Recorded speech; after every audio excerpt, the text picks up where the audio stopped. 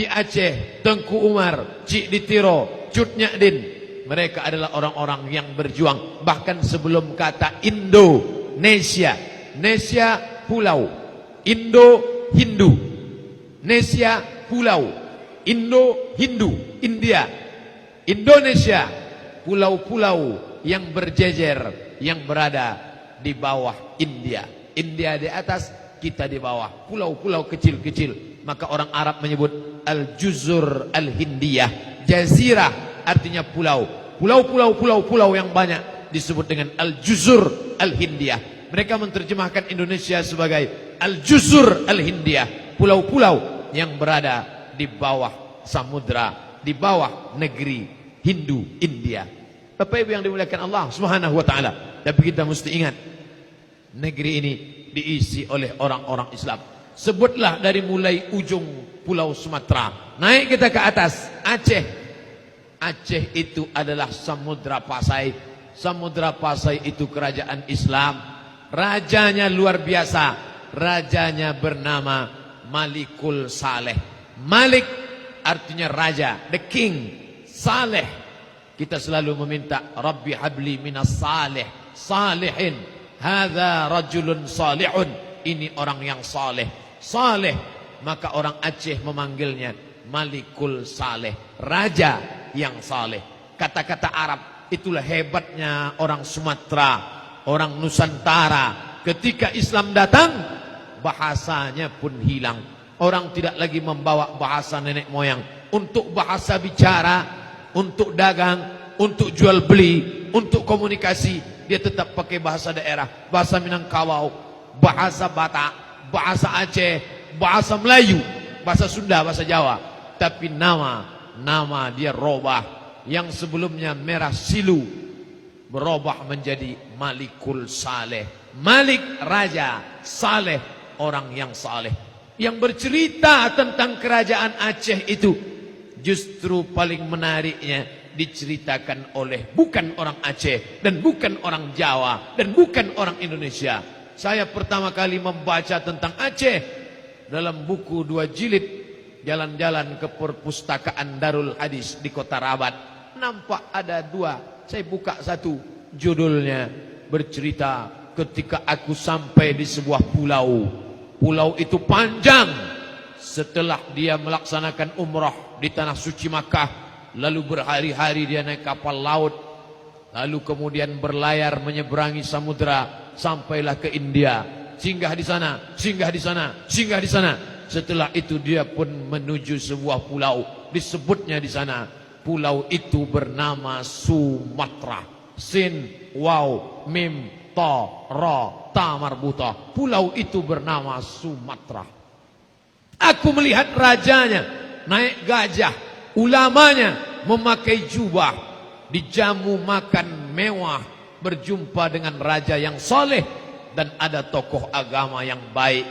Itu ditulis oleh seorang explorer dari Maroko bernama Ibnu Battuta. Ibnu Battuta sudah menuliskan sejarah bagaimana kerajaan Aceh. Dia lihatkan bagaimana gajah-gajah yang besar di Aceh waktu itu membawa sultan, ulama-ulama memakai jubah kebesaran, dan mereka itu adalah orang-orang yang memperjuangkan Islam. Yang bercerita itu bukan anak bangsa kita, orang yang datang dari nun jauh di sana, menyeberang setengah dunia ini dia seberangi. Dari Maroko masuk ke Aljazair, masuk ke Tunisia, masuk ke Libya, masuk ke Mesir, menyeberang Laut Merah sampai dia ke Makkah. Tawaf, sa'i. Selesai itu dia berlayar menuju India. Dari India datang dia ke sebuah pulau. Pulau itu bernama Sumatera. 700 tahun yang lalu dia sudah bercerita nenek moyang kita. Kita baru 71 tahun mencoba dengan cara begini. 700 tahun. Bayangkan 70 dengan 700. Baru 70, baru coba-coba. Tapi kita sudah diakui orang 700 tahun yang lalu menyuarakan la ilaha illallah Muhammadan Rasulullah. Itu diceritakan Ibnu Battuta. Maka ketika saya tunjukkan ke kawan-kawan saya, ini nenek moyang kalian Ibnu Battuta, 700 tahun yang lalu sudah sampai ke negeri kami. Mana dia? Rupanya mereka pun sudah lama tahu buku itu, tapi tak pernah dia buka, dia baca. Sudah diterjemahkan ke bahasa Indonesia. Petualangan Ibnu Battuta. Rahalah, rahalah diambil dari kata rahala, yarhalu. Rahalah, sang explorer, petualang dunia bernama Ibnu Battuta. Kerajaan itu bernama Samudra Pasai. Kekuasaannya sampai ke perbatasan Siak, Sri Indrapura, Pasai, Aceh. 5 kerajaan berada dalam satu kerajaan besar. Kerajaan-kerajaan kecil tunduk di bawah kerajaan Aceh. Setelah Aceh masuk ke kabupaten sekarang, Kabupaten Langkat, dan itu dulu merupakan kerajaan Melayu Langkat. Setelah kerajaan Melayu Langkat masuk ke Medan, Sumatera Utara sekarang. Dulu tidak dikenal Sumatera Utara, Selatan, Timur, Barat, Tenggara. Yang ada hanyalah saat itu kerajaan Melayu Delhi. Dan bukti masjid besar menunjukkan Islam amat sangat kuat. Istana Maimun, Masjid Al-Masun, Sultan Harun Ar-Rasyid, dan mufti terakhir adalah Syekh Hasan Ma'sum, alumni Makkah Al-Mukarramah, murid langsung dari Imam Masjidil Haram bermazhab Syafi'i, Syekh Ahmad Khatib Al-Minkabawi, mulang ke Sumatera menjadi mufti, tokoh ulama, raja mengurus negara, mufti mengurus agama, bekerja sama, siyasatuddin wad daulah, mengatur agama, mengurus negara. Kita pernah punya masa lalu yang luar biasa dengan Islam. Selesai kerajaan Aceh, masuk kerajaan Langkat, masuk kerajaan Delhi, masuk kerajaan Serdang. Selesai kerajaan Serdang, kerajaan yang sangat luas. Di antara 3 kerajaan ini, inilah yang paling luas. Langkat, Serdang, Delhi. Yang paling luas sebelum masuk ke Siak Sri Indrapura adalah kerajaan Asahan. Melayu, Sultan Iskandar Muda akan pergi bertandang menuju kerajaan Malaka yang sekarang menjadi Malaysia. Malaysia, Indonesia datang setelah penjajahan. Dulu kita tidak mengenal itu. Sekarang orang Malaysia dengan angkuh dan sombongnya, kata sebagian orang. Indonesia dengan susah dan melaratnya, kata banyak orang. Tapi dulu tidak begitu. Dulu kita tidak mengenal. Apa ini definisi? Yang dijajah oleh Inggris, Malaysia. Yang dijajah oleh Belanda, Indonesia. Terbentang jarak yang begitu jauh. Padahal dulu ini adalah kerajaan Perlis, Johor, Malaka, Kelantan, Terengganu. Bahkan kerajaan Johor itu masih lagi punya hubungan yang amat sangat dekat dengan Siak Sri Indrapura. Raja Iskandar Muda, Sultan Iskandar Muda, kerajaan Islam akan pergi melawat sebuah kerajaan bernama kerajaan Malaka, Nun di Semenanjung Malaya. Di tengah perjalanan dia berhenti di sebuah tanjung, lalu dia buat balai-balai. Tempat perhentiannya itu disebut dengan Tanjung Balai, ibu kota Asahan. Menikah dia dengan anak seorang perempuan putri dari kerajaan Melayu. Maka hasil pernikahannya itu berperempuan bernama Siti Ungu. Lalu hasil pernikahan dengan Siti Ungu lahirlah seorang anak laki-laki bernama Abdul Jalil. Dan Abdul Jalil itu adalah Sultan Melayu pertama kerajaan Melayu Asahan. Ada apa dengan Melayu? Melayu adalah Islam. 4 kerajaan Melayu di Sumatera Utara semuanya berdasarkan syariat Islam. Dan lebih spesifik lagi, tertulis di konstitusinya, bukan hanya sekadar berdasarkan syariat Islam. Kerajaan Samudra Pasai syariat Islam, kerajaan Aceh syariat Islam, kerajaan Melayu Delhi syariat Islam, kerajaan Asahan syariat Islam, Siak Sri Indrapura syariat Islam, kerajaan Pelalawan syariat Islam, kerajaan Melayu Lingga samudra melepas pulau tapi tetap dalam satu bingkaian ikatan yang disebut dengan syariat Islam.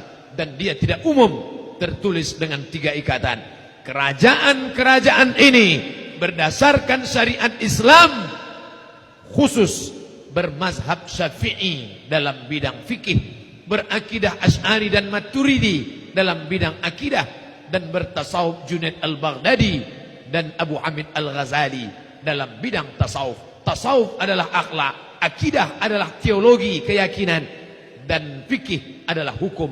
Hukumnya pakai mazhab Syafi'i, akidahnya pakai mazhab Asy'ari, tasawuf akhlaknya pakai tasawuf Abu Hamid Al-Ghazali, meninggal 505 Hijrah. Apa yang sebenarnya Ustadz ingin sampaikan pesan? Ustadz ingin kembali ke nostalgia masa lalu kerajaan Melayu. Bukan. Saya ingin mengingatkan bagi orang yang lupa, kita bukan bangsa kera dari hutan belantara. Kita bukan orang hutan.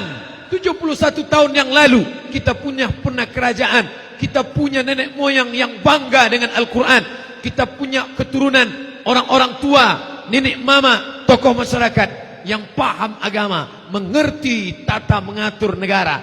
Tapi ketika sekarang dikatakan jangan urus-urus, jangan bawa-bawa Islam, ini adalah melecehkan kita. Kita bukan berasal dari hutan, kita bukan orang hutan. Walaupun hutan kita banyak dulu, sekarang sudah tak ada lagi, habis, sudah ditanam sawit dan tumbang semuanya. Bapak Ibu yang dimuliakan Allah Subhanahu wa taala, apa maknanya? Mari kenali bangsa, kenali diri. Karena ketika kita tidak mengenal, orang akan menyia-nyiakan kita. Maka dengan bangga, gentleman Sultan Syarif Qasim itu menyerahkan kedaulatan ini dengan syarat kita tetap terjaga keutuhan. Biarlah kami mundur selangkah, kami tidak terapkan nama negeri kerajaan Islam yang dulu berdasarkan Quran Sunnah. Kita cari titik persamaan. Pancasila satu, dengan melaksanakan kewajiban melaksanakan syariat Islam bagi pemeluknya. Dua, kemanusiaan yang adil dan beradab. Tiga, persatuan Indonesia. Luar biasa jiwa raja-raja Melayu itu ketika mereka mau mengorbankan kekuasaan mereka, mengorbankan darah mereka, mengorbankan kebangsawanan mereka. Hari ini cucu cicit mereka melelehkan air mata. Nenek moyang kami berkorban, menyerahkan kekuasaannya. Emas berbungkal-bungkal emas orang Aceh untuk membeli pesawat Saulawah. Mereka berikan itu untuk apa? Supaya negeri ini merdeka dari orang kafir, laknatullah alaihim ajma'in. Maka jangan sampai setelah 300 tahun diinjak-injak orang kafir, hanya 71 tahun saja lepas dari kafir, setelah itu berada di bawah kaki kafir lagi. Hanya beda kafir Belanda yang pirang, yang mata biru, yang badan besar, dengan kafir yang lebih kecil daripada badan kita. Masuk waktu Isya, disebut kata kafir disensor, jangan sebut kafir. Itulah kaji kita malam ini. Mari kenali bangsa, mari kenali negara, mari kenali pejuang kita, sehingga kita lebih mengerti. Halakam ru'un lam ya'rif qadrahu, celaka orang yang tak tahu siapa jati dirinya. Terima kasih, mohon maaf atas segala kesilapan.